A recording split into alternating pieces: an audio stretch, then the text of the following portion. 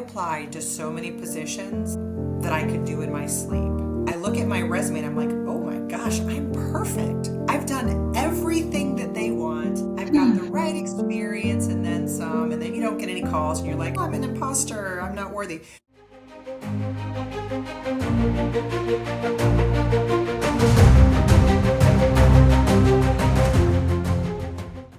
Welcome to the Yelo Room podcast, dear listeners. This is a safe space for job seekers to be vulnerable, share their stories, and feel free to pour their hearts out.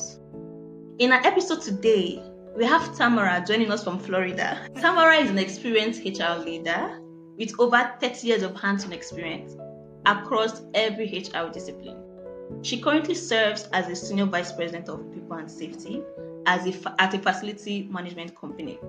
She has spent 5 years in her current job, but unfortunately, 2 weeks before Thanksgiving, she got a note that she was a part of a company-wide restructuring and she will be let go by the end of February 2025.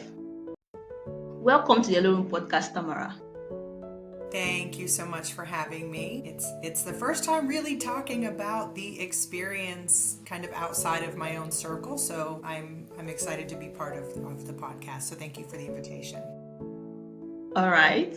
Okay, for the record, I am officially meeting Tamara for the first time. Tamara only filled the form, and here we are today. Today's episode is unfiltered, filled with vulnerable moments. So brace up, listeners. You don't want to miss out on any bit.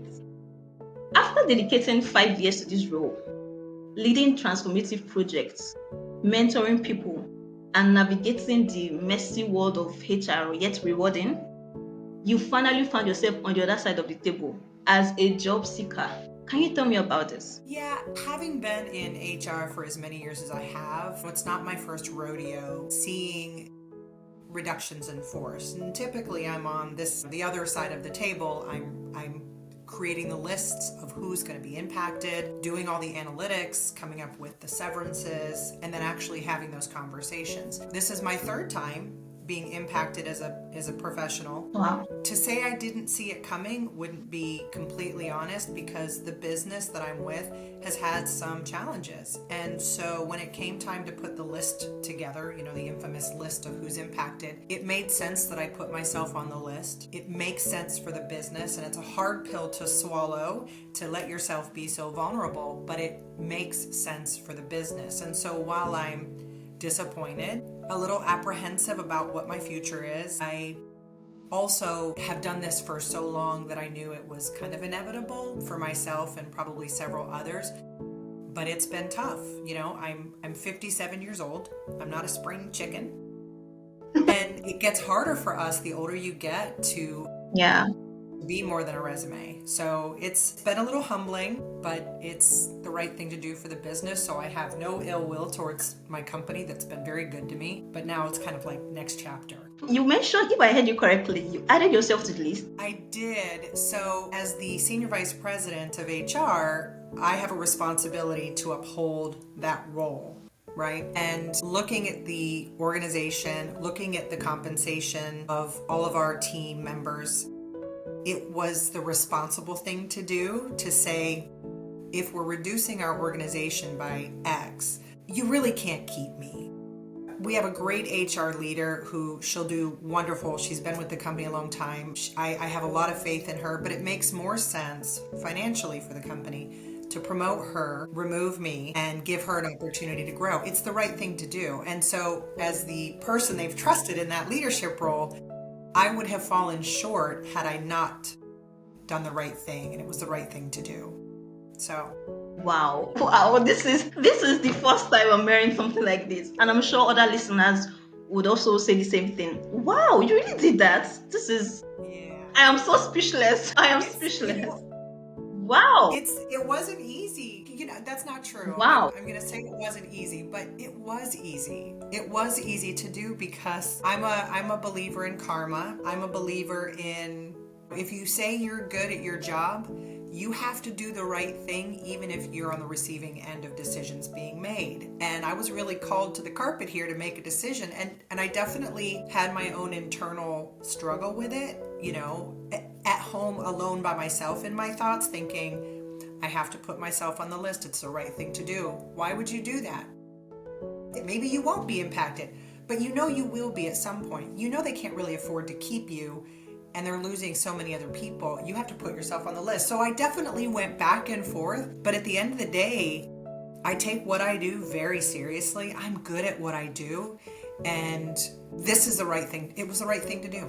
So I'm a casualty of Your my own integrity, decision. you need to be studied. You need to be studied. You are really amazing. You're so amazing.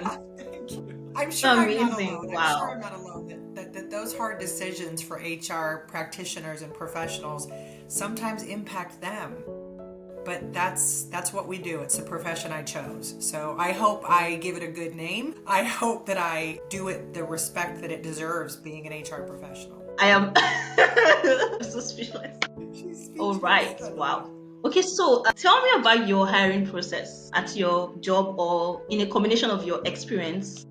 Like, was it designed with empathy, with inclusion? How was it like? So I love this question, and thinking about having this call with you today, I actually was thinking why I'm so frustrated in my current adventure of seeking employment, why I'm frustrated. And the reason I'm frustrated kind of answers your question. So I've been doing this a long time. From being a recruiter myself, Y2K, doing technical recruiting when the big boom, when everybody thought the world was going to end, to moving into different areas of HR and then managing recruiting teams, developing recruiting teams. So I've been in talent acquisition for as long as I can remember. Things that I always brought to my teams and an expectation that I had on them was to look at every resume. We didn't use disqualifying questions because I don't agree that those tell the story. I believe that you will miss great opportunities for great candidates if you don't read each one. Granted, recruiters can flip a resume in 3 seconds. I get it. You get 200 resumes. It's really hard to give a quality look to every resume that comes through, but you have to look at them all. We would never rely on AI or applicant tracking systems to screen candidates out. Never. I wouldn't allow it. It's not the right thing to do. If you have 1,000 resumes, that's on the recruiter. You should have stopped the application process sooner so that everybody who did apply got the benefit of a set of your eyes on their resume. 1,000's too many. Wow. And that's what the job market is today. Job postings Wow. are getting thousands of resumes, and so naturally companies are going to AI and they're going Yeah. to DQ questions to screen them and do the work of a recruiter. But my experience, our process, every application, every resume gets a set of eyeballs. Whether it's scanning through it, looking for relevant experience, looking for keywords, looking for stability, looking for statistics. Show me a number. Show me where you said, I reduced turnover by X%. Show me where you saved the company X amount of millions of dollars because as a CFO, you put these processes in place. Like, show me the money. Show me what you did. And then regardless of whether they meet the criteria, we'll give them consideration. So yes, fully inclusive. Every resume gets a set of eyes. Not everybody gets a phone call. It can't be done, especially with shrinking talent teams.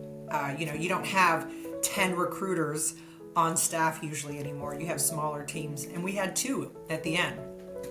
And Wow. 100 resumes. You have plenty of time. You have plenty of time to eyeball 100 resumes for an opening and take the time to look. The other piece of that process is we don't send automated messages.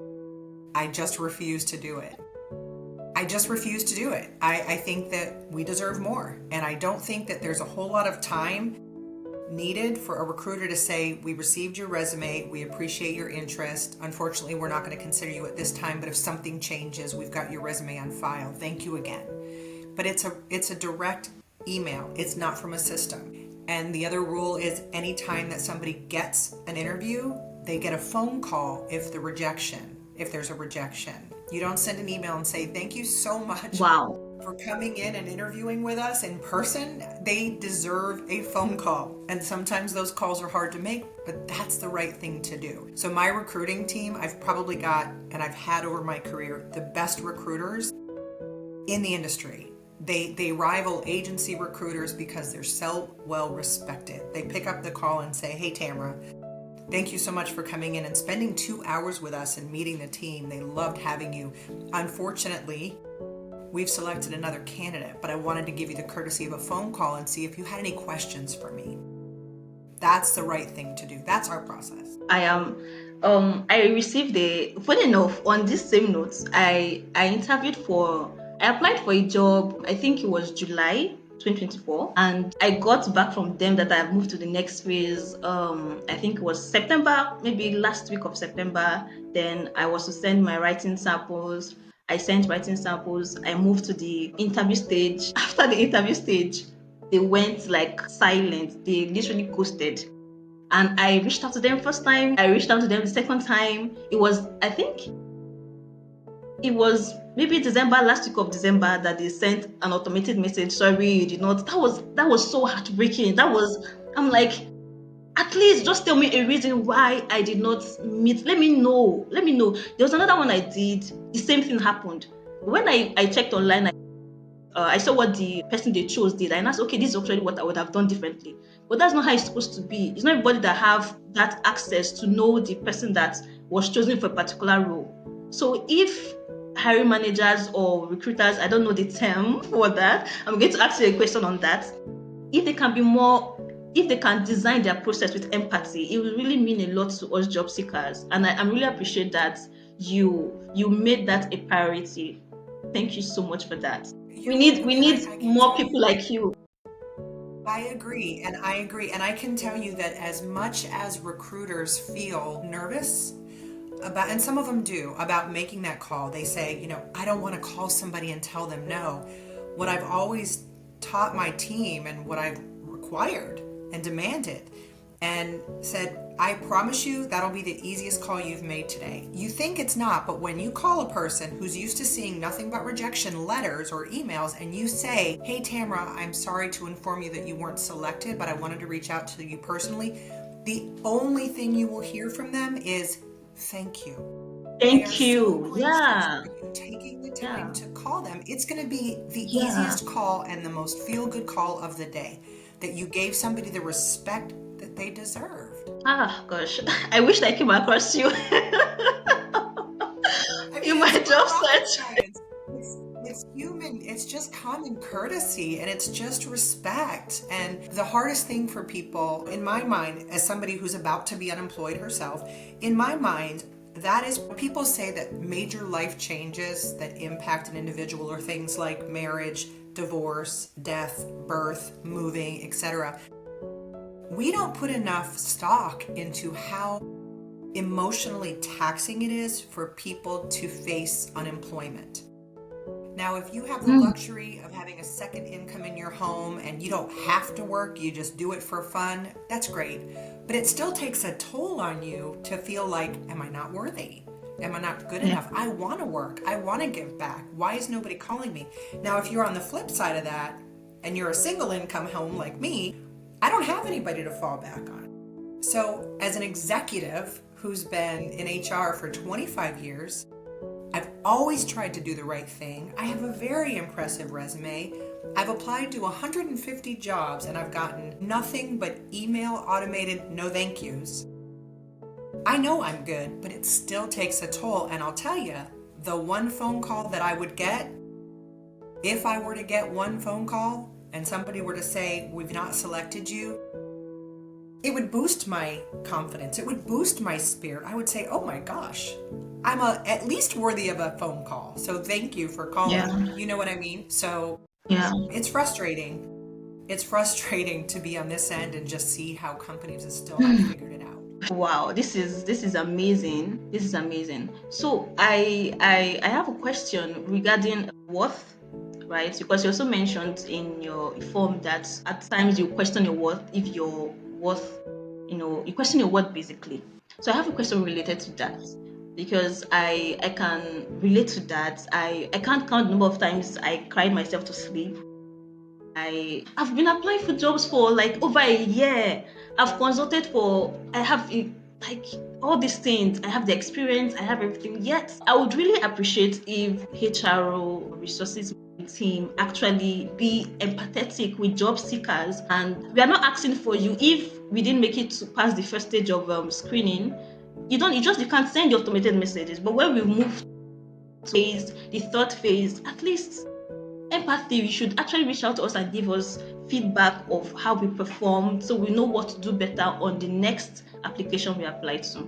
So yeah, we are really grateful for HR leaders like you, and I'm very sure you're going to get another role even bigger than what you have now. Be positive. It's not always easy, but I stay proactive. Yeah. I celebrate my small wins. So I had somebody reach out to me who I've known through my network, but not personally. And she said, "Hey, do you want to grab coffee?" I said, "Sure, let's grab coffee." And just having coffee with somebody in the industry, and she had nothing for me, so to speak, but she just was lifting me up and said, "Tamara, you're so good. I've been following you on LinkedIn for so long. I can't wait to see where you land. You'll land somewhere. Don't you worry. You're so good." Wow. She had nothing for me, but what she gave me was a small win. And so then that pushes me for the next call. And I'm like, this is good. Yeah. And I think we missed an opportunity for people to do that. I'm lucky, blessed, lucky, fortunate that I have a really good network of strong women, of confident men who are in all levels, who have reached out to me to say, "What can I do for you? Do you want to grab a bite? Do you just need to chat? Can I post your resume somewhere? Can I introduce you to anybody?"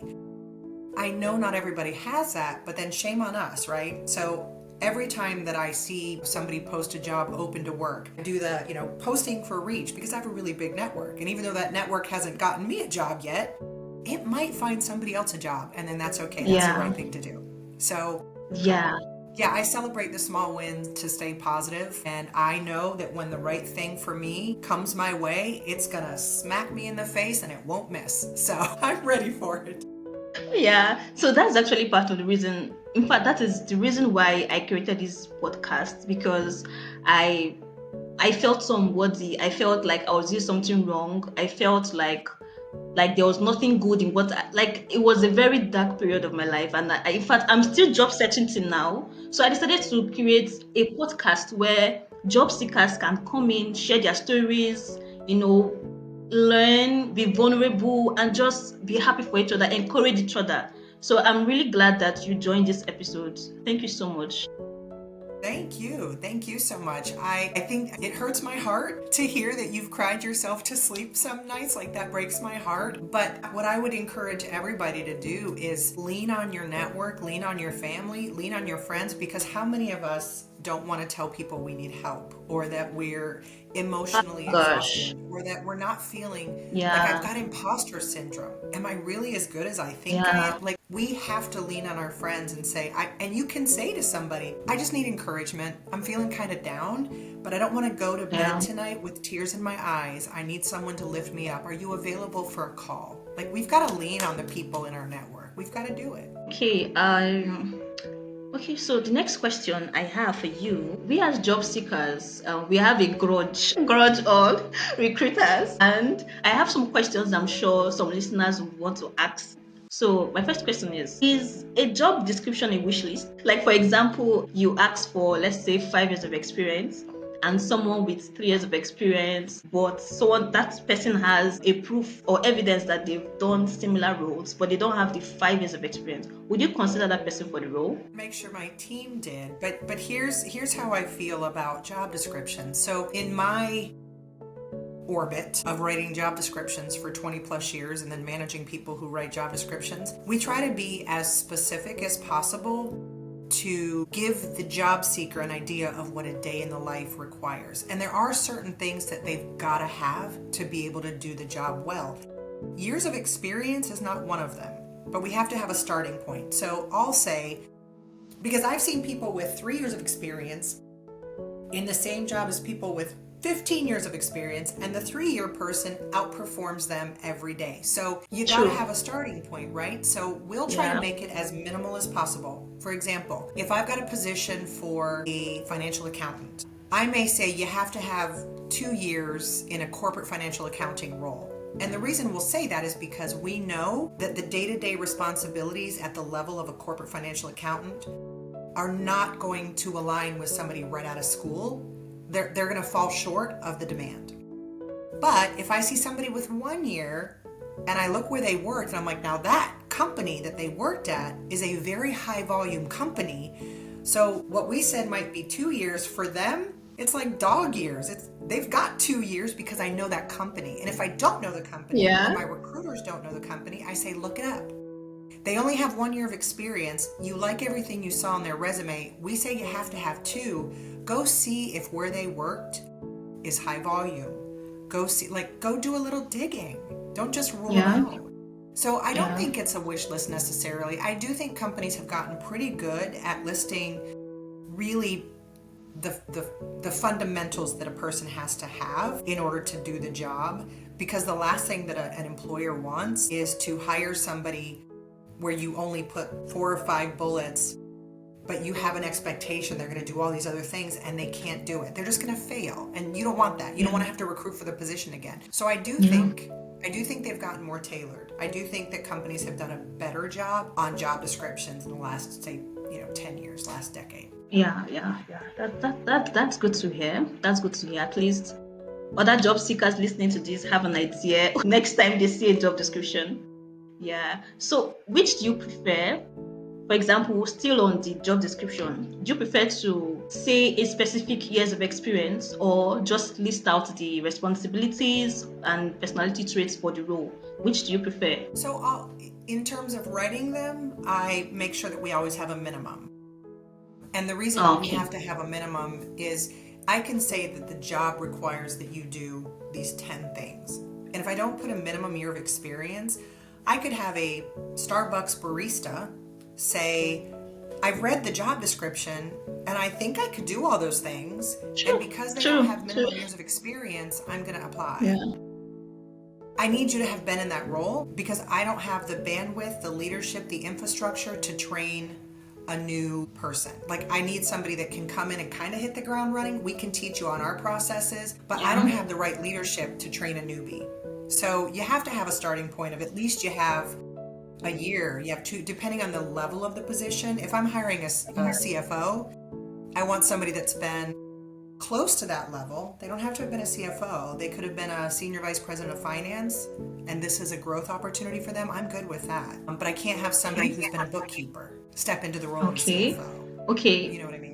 Okay. Next time, based on this, next time, so next time I see a job description that doesn't specify years of experience, I'm going to read it twice based on what you've said now before I send my application.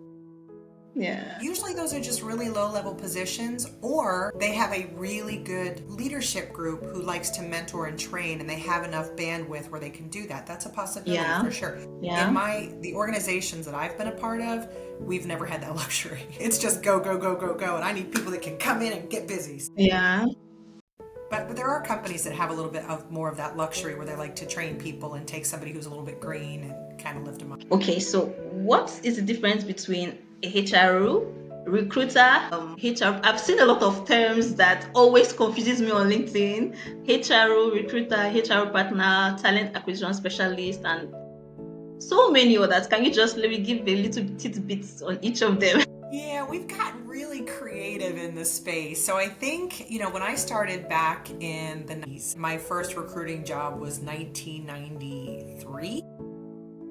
Whoa! So I've been in HR since then, but, we just called ourselves recruiters. And as the industry has evolved and people have gotten a little bit more creative with their titles, I think the title of talent acquisition has taken hold. But the difference is a recruiter could be they're not running a full desk, meaning they're only doing the phone calls, they're only conducting the interviews, where a talent acquisition specialist might be posting jobs, they might be sourcing, they're doing the full desk. So they're bringing them in, they're doing onboarding, they're doing paperwork. So it could be more encompassing. So in some organizations, you'll have a lead generator, a sourcer who goes out and finds the candidates and brings them in.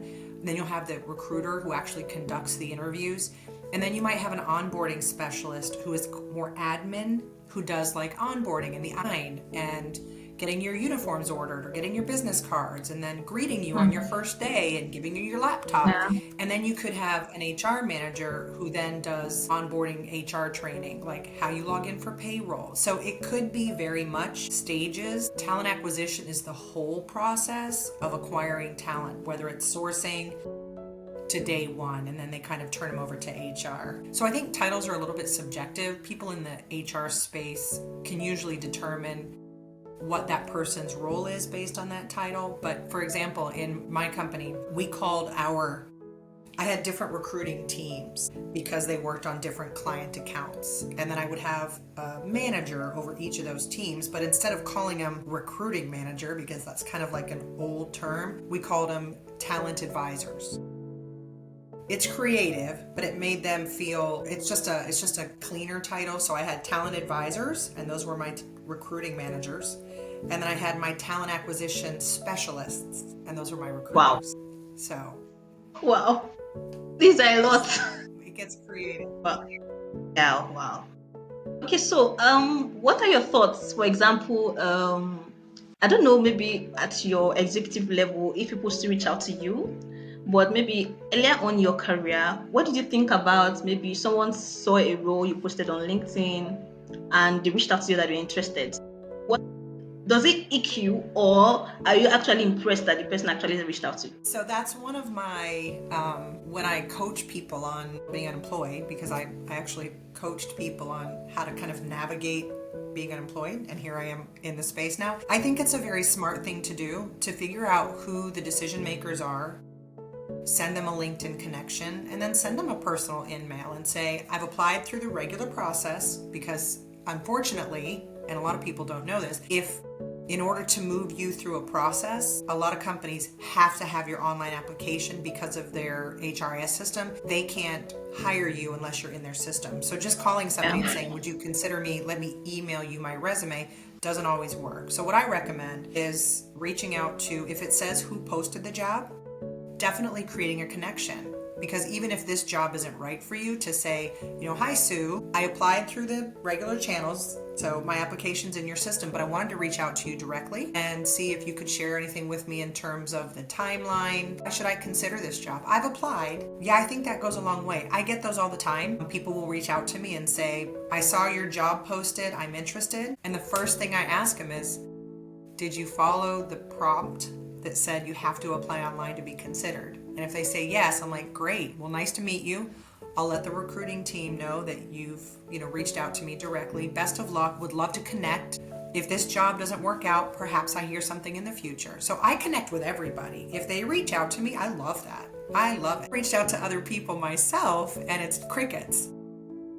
I'll say, hey, so I applied for a position in California. So my daughter lives out there, and I applied for a position for this really interesting company. And it wasn't so much the position. The position was fine. I have all the experience for it, but the company's kind of cool. So I found out who the founder of this company was, and it's this young guy. And I kind of read his story, learned a little bit about him, and I'm just really fascinated by the story. So I reached out to him directly. I applied through the normal channels to the HR person, but I reached out to him directly, and I sent him a note and just said, really love your story. I've applied for the position, and I know HR will call me if they're interested, but I just wanted to tell you that I love your story. I love what you've done for this company. It's really impressive, and I'd love to hear more about it if I'm considered for an interview. I go on to LinkedIn the next day, and I can see that he looked at the message. I can see that he looked at my profile, but didn't take a minute to say, hey, thanks for checking us out. I appreciate nothing. And that's disappointing. Yeah. I didn't reach out to him to say, I want you to make sure I get hired. I said, I love your story. I've applied. They'll call me if they're interested. I know it's not, but really nice job. Congratulations on really building a great company. Crickets. That's disappointing, like you said. It is. All the people, I've reached out to a lot of people. I think maybe just once or twice that they go back to me, and that was like maybe after the role has closed. Just so many dynamics in this whole thing, and it's actually not fun for job seekers at all. So like in this situation now, from your experience being on the other side, how has it shaped your perspective of hiring process and all? Anytime that I've looked for the next position for myself, it really has come down to my network. I know that probably everybody who listens to this and everybody who's been on the market will say what I'm about to say. I've applied to so many positions that I could do in my sleep. I look at my resume and I'm like, oh my gosh, I'm perfect. I've done everything that they want. I've got the right experience and then some, and then you don't get any calls and you're like, oh, I'm an imposter, I'm not worthy. And that hasn't changed, nor has it that my best success has come from my network. And whether that somebody called me and said, hey, do you know so-and-so? No. Well, let me make an introduction, because they're really well networked and they hear about jobs all the time. And maybe nothing happened from that connection, but a year later I get a phone call. So I really do think that it depends on your network. But no, my perspective is the same. I think that it's always been, you have to do the right thing. I do think you have to brand yourself in social now, where 20 years ago, you could walk into an employer, talk to the front desk person, say, hi, my name is Tamara, and I'm interested in applying for a job here. And they would say, well, hold on, let me go get the hiring manager. And they'd come out and shake your hand and look you in the eye. Those days are gone. So how do you stand out as a job seeker? You have to have an online presence. You just do. And there's a lot of people out there who are not technically savvy. They're embarrassed to promote themselves. They feel uncomfortable doing that. And I get it. And that's a challenge. I totally understand it. But if you don't have an online presence, it's harder for employers to really distinguish. Do you fit the culture? Are you somebody who's got the right energy? Are you fun? When I go to your LinkedIn posts, do I see humor, or do I see AI generated posts? You know what I mean? So I do think, from my perspective, like, I realize I've got to get out there more. I've got to keep writing posts. I've got to make sure that I have a presence. So when somebody sees my resume, if any of them takes a minute to go look at my presence, they'll kind of see my story. They'll see my personality. They'll see I'm not just a stoic old HR grump who's like a policy guru. She's fun. She posted a cute picture from London, and she's talking about experiences that have made her vulnerable. And I like that. So my recommendation to people would just be, stay proactive, stay hopeful, stay connected, brand yourself, even if it's uncomfortable. Connect with people that are good to know. They don't have to have something for you today. They just have to be good to know. Yeah, I have been in that position where the second contract I got was a founder reached out to me on LinkedIn, and she loved my posts, and she was like, oh, Victoria, I love what you do, can we talk? We had a call, and that's how I got my contract. But it's funny how when I lost that contract, I had imposter syndrome. Like, how did this happen to me? So I withdrew into myself. I didn't post online. I was just there. I felt so embarrassed to come up to LinkedIn and say, oh, I'm looking for a job. Like, I struggled with this for the whole of 2024. So just recently, I'm like, what am I even doing to myself? Like, every time I come to LinkedIn, people are always saying, post about yourself, talk about your, like, just be online. I'm always doing the opposite. Even to drop comments, I'm always running away from it. So I had to just tell myself, you're not comfortable. Even this podcast I'm doing, I am so shy. I am an introvert. Yeah, But I have to be had your to. own cheerleader, right? Yeah, I had to leave my comfort zone and actually do something. And I'm so glad that I took the step. So if you're a listener, please, you need to put yourself out there. A lot of opportunities you've missed a lot of opportunity because you're just being silent observer on LinkedIn. So this is your cue to start posting online. You don't have to do something very historic. You can just post about how your day went, what you're learning, project you're working on, just something human. Like, I read your profile, your LinkedIn profile, Tamara. You mentioned that how LinkedIn dynamics are changing from being professional to more human, Yes. to more emotional. So this is actually the best time to come out, share your stories and all, and get in the face of your employers. Yeah. Yeah, and So thank you so much for sharing that. Yeah. yeah, and I just want to add, like, I think for the people who, like you were for a while, they stay silent, they don't know what to say. They're like, what's interesting? What's appropriate? What do people, nobody cares. Nobody cares what I write. I'm unemployed. Nobody's going to go read my, I think it's okay to say to people, I'm really uncomfortable talking about myself, but I think it's important because this is part of my journey. It's okay to tell the readers and to tell other people on social media that this is not your comfort, but that you're doing it. Because I think that speaks volumes for people. And I've read stories where people have said, I don't like talking about myself, but I feel like I have to. And so I don't think I don't think anybody will find this interesting, but here's my story. And I'm engrossed in those stories. Those are the stories I want to read. I'm like, tell me, yes, I feel that. Like, those are the stories that warm my heart, that make me feel some sort of way. And then I always try to connect with those people and say, if you need support, we're in this together. I will say that a month ago, I had a moment where all I was seeing on LinkedIn was open to work, open to work. Like, people, just so many people losing their jobs. And it's almost like that algorithm that you see on, TikTok or whatever, where you're like, well, clearly because I'm losing my job, that's all that LinkedIn is showing me. But then something happened. And a couple weeks ago, I saw somebody said, I'm happy to share, with the little cartoon with the exploding, I'm happy to share that I've accepted a position. Yeah. And all of a sudden, that's what I'm seeing. Every day that I go onto LinkedIn, I'm starting to see more and more. So the tides are shifting. The tides are changing. Companies are starting to hire again. It's been a rough fall, I think, for people. And I think, I read something that 63% of Americans found themselves changing jobs last year. That's a really high number, but the tides are changing. And I think we're on the upswing. And I think employers are starting to hire, and it's going to happen. People are going to start to get jobs, and I'm starting to see more and more of that, which just makes me thrilled. So Yeah.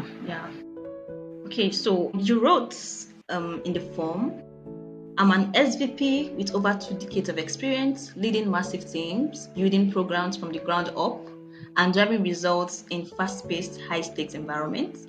I've been the go-to problem solver, the culture builder, the mentor, and yet my inbox is silent. That really got to me. I'm like, oh my God, this is a very, very, very, very touching story. How did you feel? Like, I really want to. I know I've asked you this before, but just reading through that sentence, that paragraph all over again, I just felt so like. How did you feel? How did you feel? Or how are you feeling rather in this situation?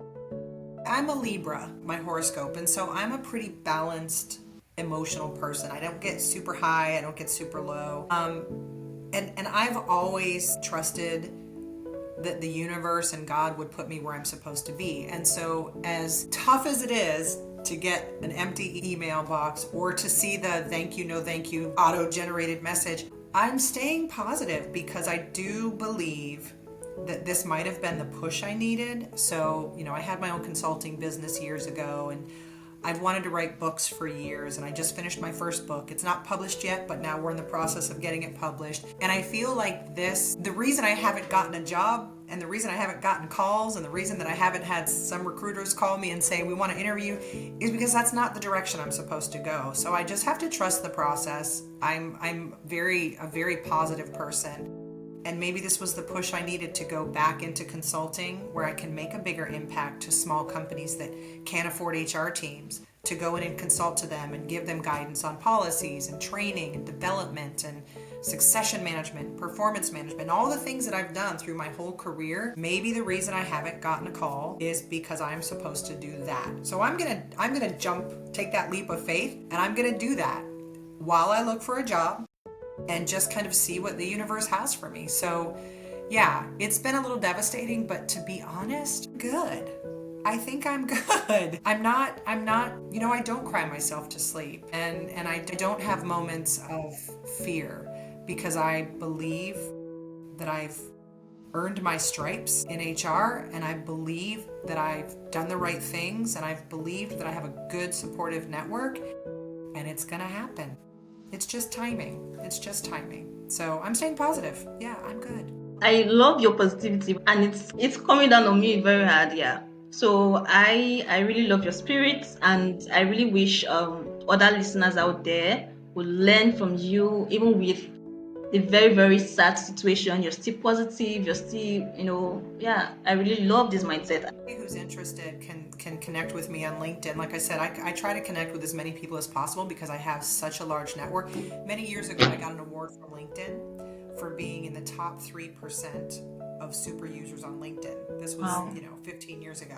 Wow. And I was like, wow, what an honor. LinkedIn, I'm a heavy LinkedIn user because I used to do a lot of training seminars. Like the Chamber of Commerce would hire me to come in and do, teaching people about writing their resumes or how to apply through applicant tracking systems. Wow. And so I built this really, really big network. So if it's beneficial for people to connect with me, I'm happy to connect with them. And I'd love them to say that they heard me on your podcast so I can share that credit with you. Yeah. I will share it on the description button below, yeah. Yeah, So that'd be great. what are your thoughts? What are your thoughts for recruiters and hiring managers out there? And how do you think, if there's one thing you could tell them right now, maybe they're listening to it, what do you think they would do? Or what would you say to them to make the hiring process easier? 2 things. Read every resume, pick up the phone and give people feedback. I really think that we can move the needle on the struggle of being unemployed if employers were more empathetic, more sympathetic, more courteous, more responsible, knowing how hard it is for job seekers to just take a minute and be human, because it could be you tomorrow. It's me tomorrow, right? It could be me tomorrow. And it is. And so if I keep doing the right thing and calling candidates when they don't get the job and thanking them for their time and interest, then I have to believe that same courtesy will be extended back to me at some point. Okay, so now to the most important parts of this podcast. How do you feel after sharing your story with us? I mean, it's good to talk about it. I think we have to be a supportive community. There's so many people in this situation today, and the more we talk about it, it's like the elephant in the room. People are embarrassed to say they're open to work. People don't want to ask for help. People don't want to lean on their friends because, I mean, look at me. I'm an executive in HR. It's humbling to say to my network, hey guys, I need help. I need your support. Yeah. I need you to make some introductions. But why? Why does that feel? Does it make me less of an HR executive? No. Does it make me less of a human or less deserving or less worthy of a connection? No. It just makes me vulnerable. It makes me honest, and it makes me feel better. It does. And saying I need help. I want people to keep me in mind when they hear about jobs. I want people to connect with me so that I can build my network larger. It's not just for me, but it's for the people that I'm connected to because it could help them. Because of my network, I've been responsible through introductions for impacting a lot of people over my career, of getting jobs through people I knew who knew somebody that I connected up. That's what it's about. So I feel good talking about it. I feel good being honest about it and hopefully encouraging people to stay resilient. I know it's hard. I know there's people that live check to check that don't have the luxury of being positive because their rent's not going to get paid or their mortgage is going to get missed, or they have to ask family for financial support to pay the electric bill. I get it. I just think people have to ask for help. We've got to talk about it. Yeah. So if you're a job listener, if you're a job seeker listening to this episode, please share your story with us. You don't know how a story could encourage someone else. So Tamara, did I get that right? Is it Tamara or Tamara? Yes. Tamara, okay. So tell us one of the happiest moments in your job. So you have to think. I have a lot of just such exciting things that have happened. But at this company where I'm at now through the end of February, one of the happiest moments is when they hired me, when I was being interviewed. They were interviewing me to be the head of the talent acquisition team. And at the time, previously had been at the vice president level, so this was a little bit of a step back for me, but I liked the story. I liked what this company was doing. I liked the growth. And I said during the interview, so tell me about your development team, your training department. They said, we don't have one. I said, ooh, so I can't take the job to be the head of talent if there's not a department for development, because I can hire people all day, but if we don't train and develop those people, they'll leave. Yeah. And I don't want that. So if you hire me, you're going to have to let me build a training department as well. And they said, oh, that's great. Yes. So they hired me. So then they hired me, they created a Wow. position for me as the head of talent acquisition and development. And over the course of the last 5 years, we built this training team. But one of the happiest moments for me was I ended up hiring a head of some instructional designers, some curriculum designers, and we together built the first ever in the company leadership development program. 21-week program, Wow. super robust, and one of the happiest moments for me was graduating our first class, having the CEO there, having the COO there, the CFO there. We had all the executives in the room, and all of our graduates had to stand up and give a 3-minute presentation on what taught them. And just seeing these already high-performing leaders graduate from a program that I was instrumental in building was just tremendous. And then we ended up graduating 4 more classes, and it was just a tremendous program that really impacted our leaders and took them to the next level. So I'm very, very proud of that. But the happy moment was sitting at the first graduation and just watching these leaders get up there, just so proud of themselves, doing present. It was tremendous. It was truly tremendous. You're really a high performer. Wow. Your company really lost the gem. They really lost the gem. Well, thank you, Victoria. Okay, so this is what we'll be asking every guest on our show, on our podcast. So, and you're the first person that will be asking this question to. If you have the power to do anything in the world, what is that one thing you will change? Homelessness, That's and that deep. includes people and pets. I just think the homeless You're population. a pet lover? I'm a dog girl. I just lost my baby in March, but no, I don't think that we do enough for our homeless population. And so if I could change anything, at least in the US, I would significantly change our homeless population. More support. Wow. That's so thoughtful of you, and that shows where your heart is. Yeah, I could do more than I do today. Thank you. Yeah, you were saying something. I'm enjoying this conversation. You can go on. I was just saying, like, I want to be honest and say, like, I think we could do more for the homeless, and I've done some things in the past. I don't feel like I do enough, and that's something that I have to sort through, because I always blame it on I don't have enough time, or I'm so busy and then I'm tired at night. But I do think that we all have a responsibility to take care of people that can't take care of themselves.